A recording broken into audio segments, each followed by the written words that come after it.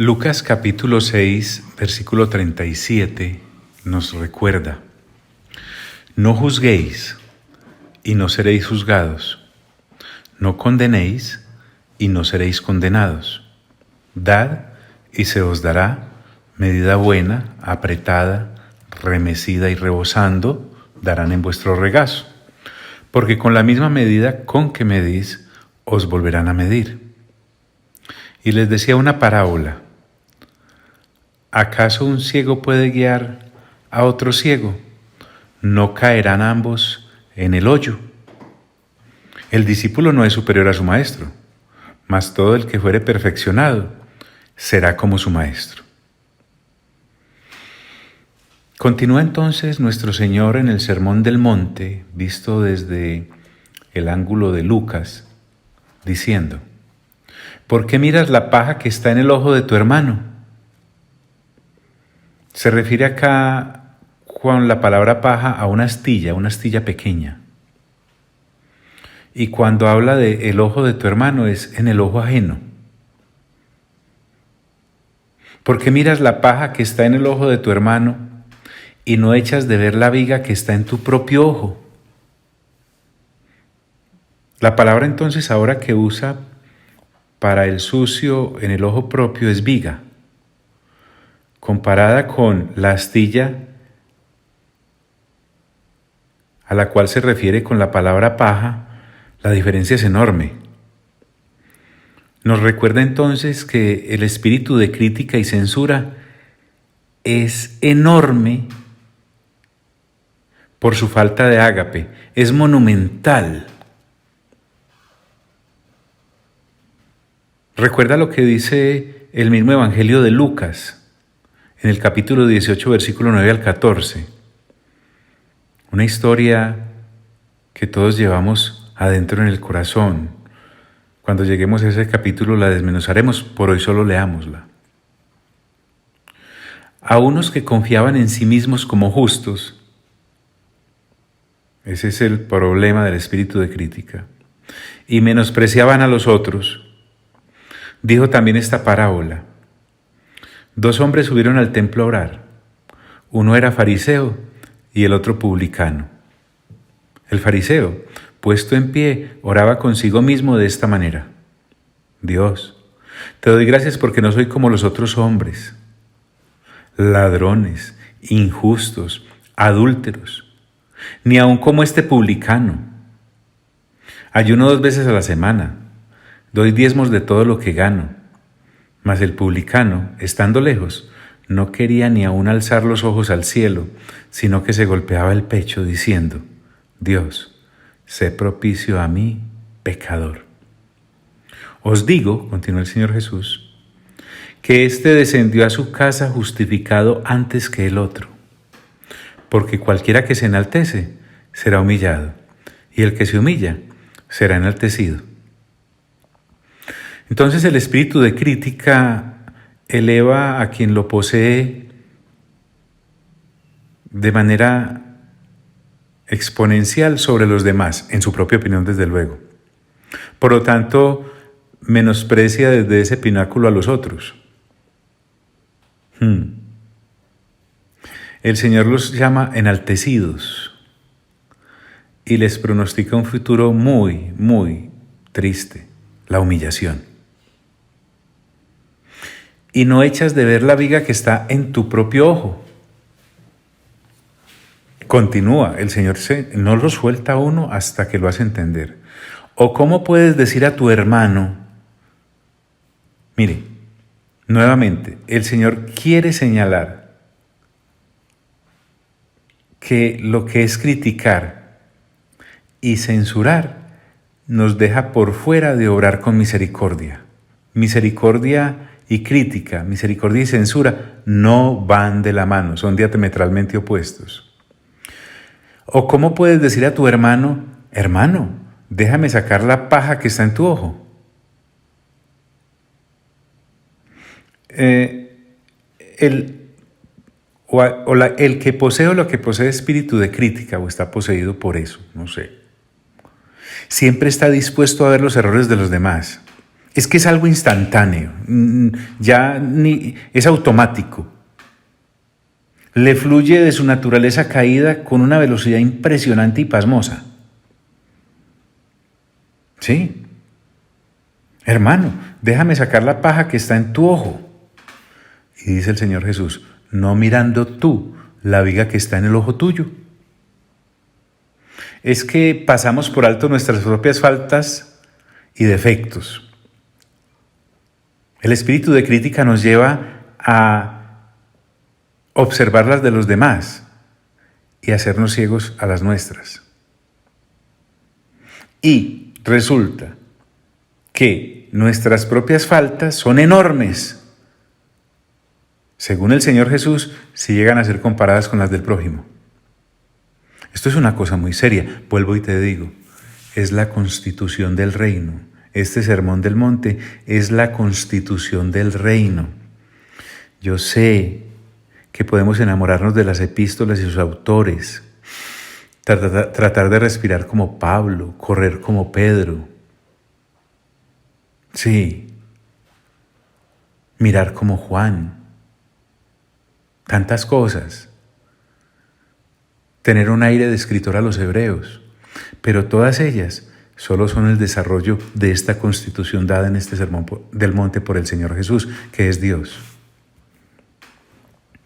Hipócrita, dice el Señor Jesús en el versículo 42. Saca primero la viga de tu propio ojo. Es que este es el orden divino de las cosas. Debemos sacar de nuestras vidas aquello que nos hace ciegos para ayudar. El Señor Jesús lo llama hipocresía. Sí, la hipocresía es una palabra que usamos mucho, pero a veces no ahondamos en lo que significa. Mire lo que, según la RAE, es hipocresía. Vayamos a lo que dice el diccionario. Es fingimiento de cualidades o sentimientos contrarios a los que verdaderamente se tienen o experimentan.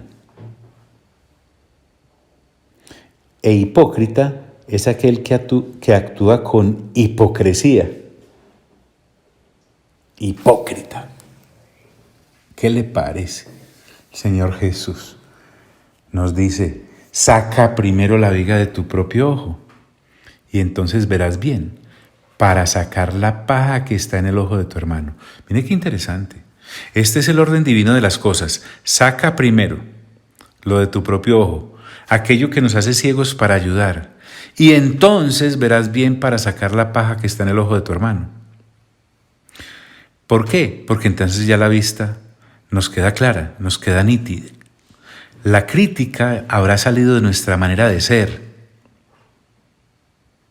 Entonces, una vez he sacado la viga de mi carácter, ahora sí estoy capacitado para ayudar, porque es que es para lo único que Dios me autoriza a criticar a un hermano, para ayudarlo, para censurar a otro, para ayudarlo, mientras que la hipocresía en la crítica me lleva solo a señalarlo, a hundirlo, a exhibirlo, a exponerlo y hasta a vituperarlo.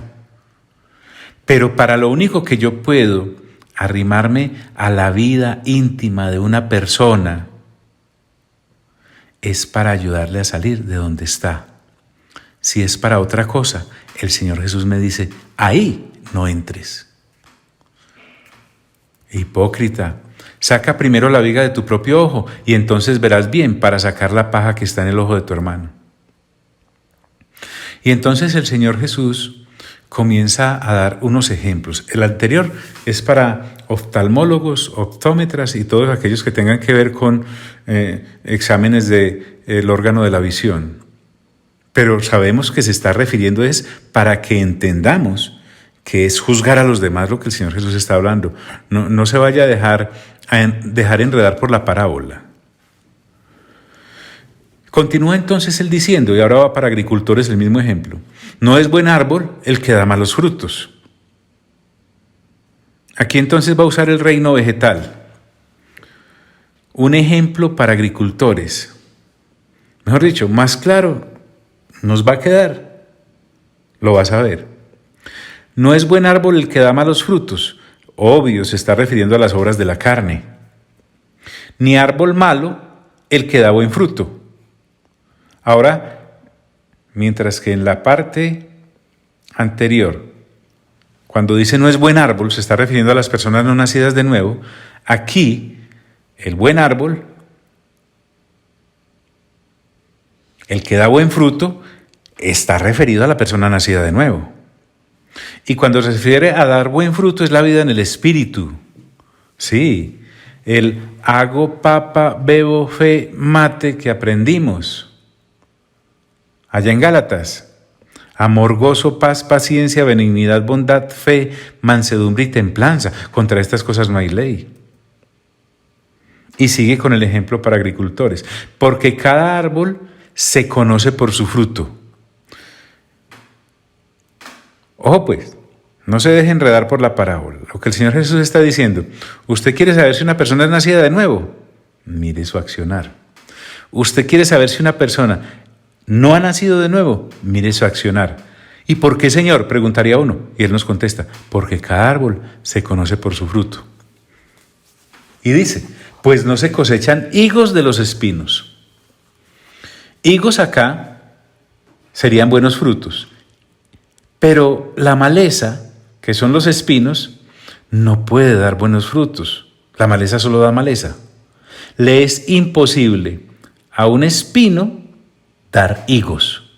Es imposible. Podrá aparentar lo que quiera una persona, ser espiritual, impostar su lenguaje como si fuera espiritual, pero se le nota por los frutos. Y continúa, ni de las zarzas se vendimian uvas. Otra vez, un mal árbol no puede dar buenos frutos. Las uvas son los buenos frutos y las zarzas aquí son los malos árboles, los no nacidos de nuevo. Mateo cuña esto diciéndonos en el capítulo 12, versículo 33 al 34. O haced del árbol bueno y su fruto bueno, o haced del árbol malo y su fruto malo. Porque por el fruto se conoce el árbol. Y allá les dice, generación de víboras, ¿cómo podéis hablar lo bueno siendo malos? Mira, se está refiriendo a la raza humana. El ejemplito es con arbolitos, el ejemplito es con ojitos, pero se está refiriendo a la raza humana. ¿Por qué? Dice el Señor Jesús allá en Mateo, porque de la abundancia del corazón habla la boca. Más adelantico hablamos un poco más de eso. Entonces, así como hay árboles buenos y malos, el Señor Jesús lo que nos está explicando así con plastilina es que hay hombres buenos y hombres malos. Hombres nacidos de nuevo y hombres no nacidos de nuevo. Por eso dice en el versículo 45, el hombre bueno del buen tesoro de su corazón saca lo bueno. Qué interesante, ¿ah? El hombre bueno no es por su propio esfuerzo, recordémoslo, es por el nuevo nacimiento. El hombre bueno, o sea, el nacido de nuevo, del buen tesoro de su corazón, saca lo bueno, o sea, da los frutos del Espíritu. Porque es que de eso se trata, sacar a la luz nuestra nueva naturaleza. El hago, papa, bebo, fe, mate, que ya te dije. Del buen tesoro de su corazón, saca lo bueno. Y el hombre malo, es decir, el que no ha nacido de nuevo, del mal tesoro de su corazón, saca lo malo. Bueno, vamos a desmenuzar esto todavía más. ¿Por qué? Porque estamos leyendo la constitución del reino dada en el Sermón del Monte por el Señor Jesús, que es Dios para aquellos que han nacido de nuevo. Y vamos a ver más adelante con un buen ejemplo que inclusive estas cosas no son solamente para los que somos creyentes, también están exhibiendo todas estas palabras del Señor Jesús, lo que hay en el corazón del ser humano caído también. Cuando se refiere al mal tesoro de su corazón, son las obras de la carne que lo habitan. ¿Es que uno es habitado por el Espíritu o es habitado por la carne? Cuando dice del mal tesoro de su corazón, saca lo malo, es porque esa es su naturaleza caída, así como por los frutos se conoce el árbol. Y permítame traer a colación un ejemplo que va a resumir todo esto que estamos hablando. Les voy a hablar de un libro que hay en el Antiguo Testamento, el de Esther, la reina. Vamos a hablar de un hombre llamado Mardoqueo y vamos a hablar de un hombre llamado Amán. Y vamos a ver cómo se cumple en el creyente las palabras positivas que el Señor da en este pasaje y cómo se cumple en el incrédulo también las palabras que el Señor da en este sermón. Primero empapémonos un poco de la historia. Vasti, la reina, le ha hecho un desprecio muy tremendo al rey Asuero. Entonces sus súbditos, los de Asuero, se idearon una forma de conseguirle una nueva reina. Y dice, por ejemplo, el capítulo 2, versículo 21 al 23. En aquellos días, estando Mardoqueo sentado a la puerta del rey, se enojaron Bigtán y Teres, 2 eunucos del rey, de la guardia de la puerta, y procuraban poner mano en el rey Asuero, es decir, lo querían matar. Cuando Mardoqueo entendió esto, porque andaba por allí, lo denunció a la reina Esther, y Esther lo dijo al rey en nombre de Mardoqueo. Se hizo investigación del asunto y fue hallado cierto. Por tanto, los 2 eunucos fueron colgados en una horca y fue escrito el caso en el libro de las crónicas del rey. Entonces aquí vemos el accionar de Mardoqueo, que se da cuenta que van a asesinar a Asuero y le dice. Más adelante en el capítulo 3, del versículo 1 al 6, vamos a encontrar otro actor, a Amán. Era uno de los hombres de Asuero. Asuero decide engrandecer a Amán. Después de estas cosas, el rey Asuero engrandeció a Amán, hijo de Amedata, Agageo, y lo honró. Mire todo lo que le dio. Y puso su silla sobre todos los príncipes que estaban con él. Y todos los siervos del rey que estaban a la puerta del rey se arrodillaban y se inclinaban ante Amán, porque así lo había mandado el rey. Pero Mardoqueo ni se arrodillaba ni se humillaba. Ya sabemos por qué, porque los judíos, un judío consagrado no hace eso. Él solo se arrodilla ante Dios. Y los siervos del rey que estaban a la puerta preguntaron a Mardoqueo, ¿por qué traspasas el mandamiento del rey?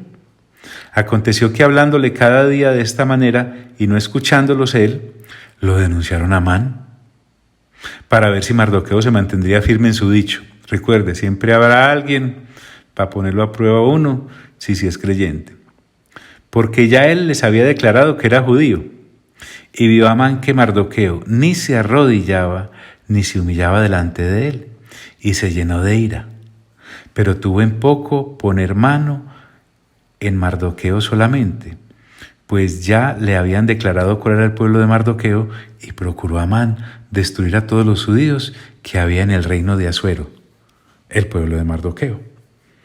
Bueno, entonces recuerde, no se me vaya a perder en la historia, que estamos ilustrando con esta historia lo que el Señor Jesús habla acerca del hombre malo que del mal tesoro de su corazón saca cosas malas, y del hombre bueno que del buen tesoro de su corazón saca cosas buenas. Avancemos al capítulo 6 del libro de Esther. Les voy a leer del versículo 1 en adelante. Ya sabemos pues el rifirrafe que hay entre Mardoqueo, no me arrodillo, y Amán, a que lo hago arrodillar. En cierta ocasión, el rey se nos desveló. Aquella misma noche, Asuero, se le fue el sueño al rey y dijo que le trajesen el libro de las memorias y crónicas y que las leyesen en su presencia. ¿Ve? Algunos usan las crónicas para que les dé sueño, cuando están desvelados. Vamos a decir que a usted le pasa lo mismo cuando lee Primero de Crónicas, que es una genealogía de los primeros capítulos muy interesante. Entonces hallaron escrito que Mardoqueo había denunciado el complot de Bigtán y de Teres, 2 eunucos del rey, los de la guardia de la puerta, recuerdan que lo iban a matar por allá en capítulos anteriores, que habían procurado poner mano en el rey Asuero. Y dijo el rey, mire qué lindo esto, ¿qué honra o qué distinción se hizo a Mardoqueo por esto? Y respondieron los servidores del rey, sus oficiales: nada se ha hecho con él. Qué olvido, ¿ah? Entonces dijo el rey: ¿quién está en el patio? Y Amán había venido al patio exterior de la casa real para hablarle al rey para que hiciese colgar a Mardoqueo, oiga pues, en la horca que él le tenía preparada. Y los servidores del rey le respondieron. ¿Se acuerda que por allá el Señor Jesús ya nos dijo en el Sermón del Monte que con la medida que uno mide lo vuelven a medir? Pues mire, por aquí va la cosa. Entonces, he aquí que Amán entonces estaba en el patio y el rey dijo que entre. Entró pues Amán y el rey le dijo: ¿qué se hará al hombre cuya honra desea el rey? Y dijo Amán en su corazón. Miren, este Amán es, hágase de cuenta, el fariseo aquel que estaba en el templo dándole dedo a todo el mundo y él ensalzándose, autoensalzándose, porque al fin y al cabo eso es lo que hace el crítico.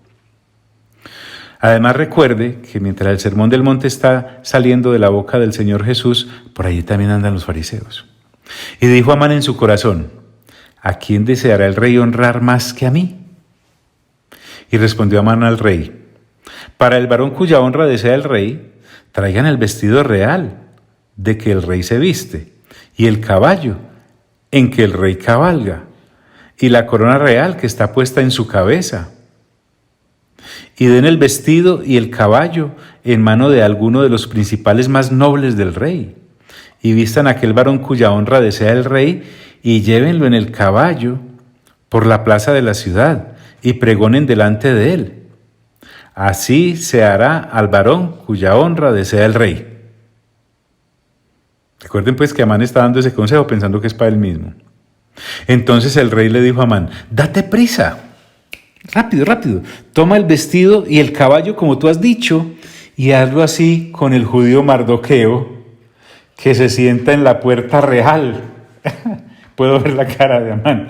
No omitas nada de todo lo que has dicho.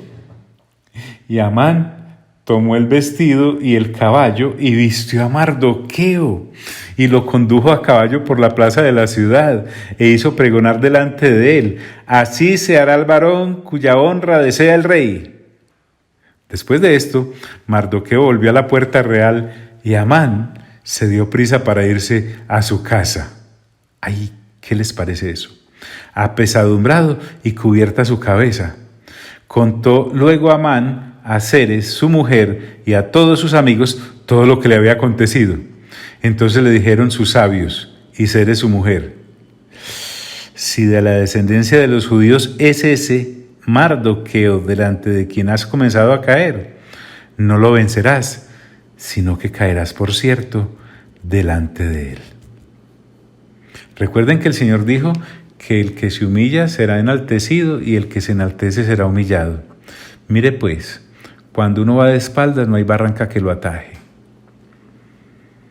La reina Esther a todas estas, en el capítulo 7, había hecho una serie de reuniones en las cuales agasajaba a Suero, porque en últimas ella tenía que pedirle al rey que perdonara a todos los judíos que Amán había mandado a matar mediante un decreto. El rey entonces, hablando, y Esther contándole, dice, estoy en el capítulo 7, versículos 6 al 10. Téngame un poquito de paciencia, que con este ejemplo todo nos va a quedar muy claro. Esther dijo: ahora, si usted muestra mucho interés, le sugiero respetuosamente que se lea todo el libro de Esther. Es algo extraordinario, es una de las lecturas favoritas de cualquier discípulo del Señor en el Antiguo Testamento. Esther dijo, miren pues, el enemigo y adversario es este malvado Amán, en plena reunión. Entonces se turbó Amán delante del rey y de la reina. Luego el rey se levantó del banquete, encendido en ira. El rey estaba bravísimo y se fue al huerto del palacio. Se ve que sus sabios le habían aconsejado: rey, cuando le dé rabia, vaya al huerto y respire hasta 10 y vuelve. Y se fue al huerto del palacio. Y se quedó Amán para suplicarle a la reina Esther por su vida. Es que se le volvió todo en contra, porque vio que estaba resuelto para él el mal de parte del rey. Después el rey volvió del huerto del palacio al aposento del banquete. Y miren, es que vuelvo y les digo, cuando uno va de patrón no hay barranca que lo ataje. Y Amán había caído sobre el lecho en que estaba Esther. El tipo se tropezó en medio de sus nervios y en el momento entra el rey. Y claro, Amán quedó prácticamente encima de la reina. Entonces dijo el rey, ¿querrás también violar a la reina en mi propia casa? Al proferir el rey esta palabra, le cubrieron el rostro a Amán.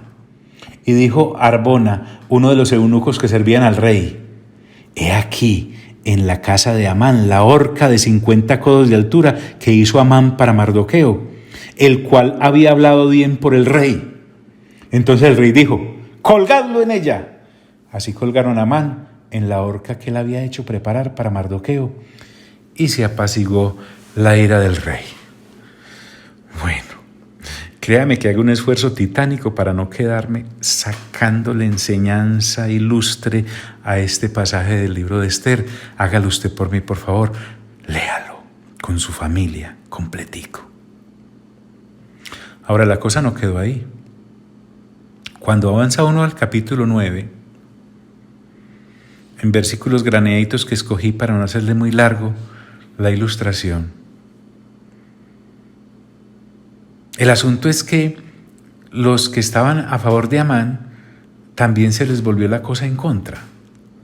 Porque entonces el rey Asuero, para proteger a su reina amada, que era judía, a Esther, le entregó el sello y todos los poderes a Mardoqueo para que hicieran y deshicieran con sus enemigos.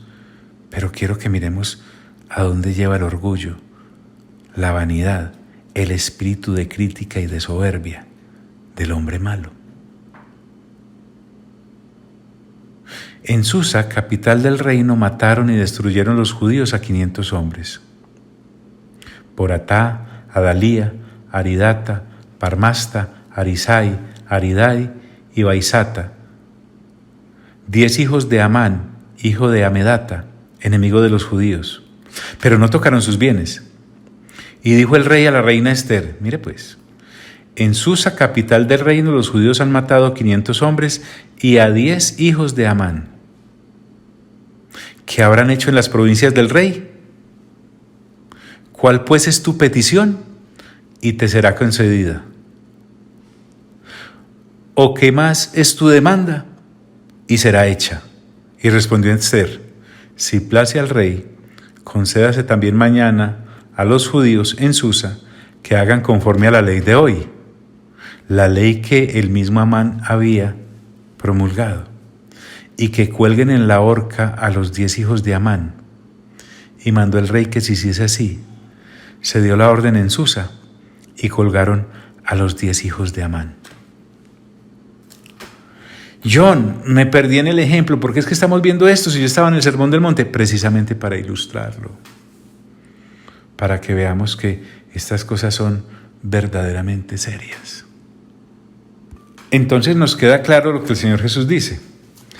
El hombre bueno, del buen tesoro de su corazón, saca lo bueno, y el hombre malo, del mal tesoro de su corazón, saca lo malo. Continúa el Señor, porque de la abundancia del corazón habla la boca. No es que este sermón da para dar y convidar. Mire usted, ¿qué es la abundancia del corazón? Para que no pensemos solamente pues ahí en el cardio. Es de lo que hay en la mente de uno. Porque de la abundancia del corazón habla la boca, es decir, se nos llena la boca de lo que está llena nuestra mente. De lo que esté llena nuestra mente, así serán nuestras palabras. Recordemos nuevamente que los escribas y fariseos están escuchando. Ellos saben que todo esto es para ellos. Las blasfemias que han hecho a través de sus palabras acusadoras los delataban. Y esas mismas palabras serán usadas contra ellos mismos en el juicio final. ¡Qué horror! Ya en Marcos capítulo 7, del versículo 20 al 23, el mismo Señor Jesús aclara esto de que de la abundancia del corazón habla la boca. Pero decía que lo que del hombre sale, eso contamina al hombre. Porque de dentro del corazón de los hombres salen los malos pensamientos. 1, los adulterios. 2, las fornicaciones. 3, los homicidios. 4, los hurtos. 5, las avaricias. 6, las maldades. 7, el engaño. 8, la lascivia, 9, la envidia, 10, la maledicencia, 11, la soberbia, 12, la insensatez, 13. Miren, hay una pequeña lista de obras de la carne salidas de la enseñanza del Señor Jesús en Mateo capítulo 7. Todas estas maldades de dentro salen y contaminan al hombre. El apóstol Pablo fue más específico y nos habla de obras de la carne y de fruto del Espíritu. Digo pues, estoy en el capítulo 5 del versículo 16 en adelante. Pablo le dice a los de Galacia, digo pues, andad en el Espíritu y no satisfagáis los deseos de la carne. Solo un nacido de nuevo puede hacer eso. Porque el deseo de la carne es contra el Espíritu y el del Espíritu es contra la carne. Y estos se oponen entre sí para que no hagáis lo que quisierais. O sea, el hombre nacido de nuevo no hace lo que quiere, hace lo que debe. Mientras que el no nacido de nuevo no puede escapar a su naturaleza caída, porque no ha nacido de nuevo. Por eso dice, pero si sois guiados por el Espíritu, no estáis bajo la ley. Y manifiestas son las obras de la carne. Y nos da una lista, así como el Señor Jesús nos dio allá en Mateo.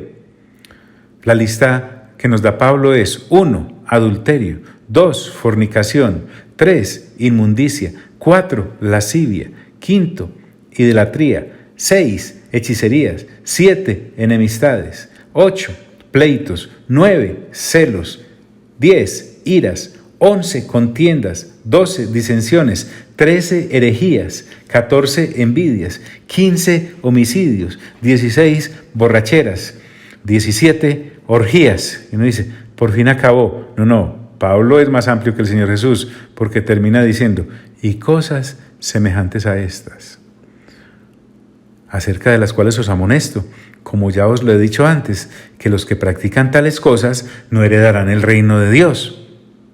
Mas el fruto del Espíritu, ya lo hemos dicho, pero lo repito, es amor, 1, gozo, 2, paz, 3, paciencia, 4, benignidad, 5, bondad, 6, fe, 7, mansedumbre, 8, templanza, 9. Y dice, contra tales cosas no hay ley. Pero los que son de Cristo han crucificado la carne con sus pasiones y deseos. Si vivimos por el Espíritu, andemos también por el Espíritu. Para que no nos vamos a quedar pues pensando en ojos sucios y en árboles que dan fruto, no dan fruto. Está hablando es del ser humano como tal. Y para eso dimos el ejemplo de Mardoqueo y Amán en el escenario de la bella historia de amor entre Asuero y Esther. John, ¿me recuerda por qué es que estamos acá? Ah, sí, porque el Señor Jesús dijo, el hombre bueno, del buen tesoro de su corazón saca lo bueno, y el hombre malo, del mal tesoro de su corazón saca lo malo, porque de la abundancia del corazón habla la boca. Y el Señor sigue, permítame un poquito más. ¿Por qué me llamáis Señor, Señor, y no hacéis lo que yo digo? ¡Qué contradicción! En cierta forma, los escribas y fariseos son bipolares espirituales. Sí, navegan en dos aguas. Quieren decirle a Dios que lo aman, que lo adoran, pero no hacen lo que el Señor los manda hacer. Recordemos que para los escribas y fariseos, por lo menos en estos pasajes, Jesús no es Dios, era un hereje, alguien que blasfemaba y había que matar. De hecho, estaban ahí en las reuniones precisamente para buscar cómo caerle y cómo hacerlo caer. Entonces, por eso les dice, ¿por qué me llamáis Señor, Señor, y no hacéis lo que yo digo? Y aquí viene qué tan lindo esto. Todo aquel que viene a mí, desde luego a escucharlo, y oye mis palabras y las hace, ya sabemos que es un buen árbol, ya sabemos que es un ojo limpio, ya sabemos que es un buen hombre. Os indicaré a quién es semejante. El Señor Jesús nos va a decir otra vez, con ilustraciones, ahora nos va a ilustrar con el clima. Os indicaré a quién es semejante, y a la vez con la construcción. Semejante es a un hombre que al edificar una casa, ejemplo para constructores, no se escapa nadie acá, Y cuando se refiere a edificar su casa, aunque es un ejemplo con el que lo está ilustrando, se está refiriendo a la vida de uno, a la vida del ser humano diariamente, día a día, hora tras hora, minuto tras minuto. Semejante es al hombre que al edificar su casa, cavó y ahondó y puso el fundamento sobre la roca. O sea, la persona que nace de nuevo no es una persona que se queda en la superficie habiendo solo nacido de nuevo. Empieza a renovar su entendimiento porque el pasaje paralelo en Mateo está hablando de que el que escucha las palabras del Señor y las hace. Esa es la persona que cava y ahonda y pone fundamento sobre la roca. Es decir, entendámoslo bien, el Sermón del Monte es la roca en donde debemos edificar nuestras vidas. Porque es el sermón dado por el constructor. Nos está enseñando a construir nuestras vidas. ¿Y qué pasa cuando uno edifica sobre el Sermón del Monte su casa, su vida, su manera de ser, su diario vivir? Dice, y cuando vino una inundación, porque siempre vendrán, la inundación acá es equivalente a los problemas diarios de la vida, el río dio con ímpetu contra aquella casa. Pero es que estamos hablando de una casa, de una vida llena de Dios, llena del Sermón del Monte y de la constitución que el Señor proclamó desde allí. ¿Y sabe qué? Pero no la pudo mover porque es una vida sólida. La vida del creyente con mente renovada y que avala con su conducta lo que dice creer y en quien dice creer es una vida sólida. Estamos hablando solo de lo temporal, pero esperen, mira que eso tiene efectos eternos. Porque estaba fundada sobre la roca. Es que de lo sencillo, nosotros en nuestra lectura juiciosa pasamos de largo por este sermón, sin darnos cuenta de que ahí se nos va la vida. Y él continúa, el Señor no se queda callado. Mas el que oyó y no hizo, por eso te dije al principio, esto es algo que le atañe tanto al hombre o mujer nacidos de nuevo, como al hombre y a la mujer no nacidos de nuevo, porque la ignorancia de esto no servirá de excusa. Mas el que oyó las palabras del Señor y no las hizo, ahora me va a hablar del mal árbol, del no nacido de nuevo, semejante es al hombre que edificó su casa sobre la tierra, es decir, se parece. Mejor dicho, el sermón del monte al no nacido de nuevo le entra por un oído y le sale por el otro. Semejante es al hombre que edificó su casa sobre tierra sin fundamento. Mejor dicho, la necedad empasta. Lo que inicialmente era para censurar la conducta hipócrita de los escribas y fariseos, se convierte en censura para la conducta hipócrita de hombres y mujeres que no le prestan atención, o si oyen, para ellos no les importa lo que Dios diga. Contra esa casa, contra esa vida, contra ese ser humano también viene el río y da con ímpetu. Igual los problemas le van a venir también. Y luego cayó y fue grande la ruina de aquella casa. Para la eternidad.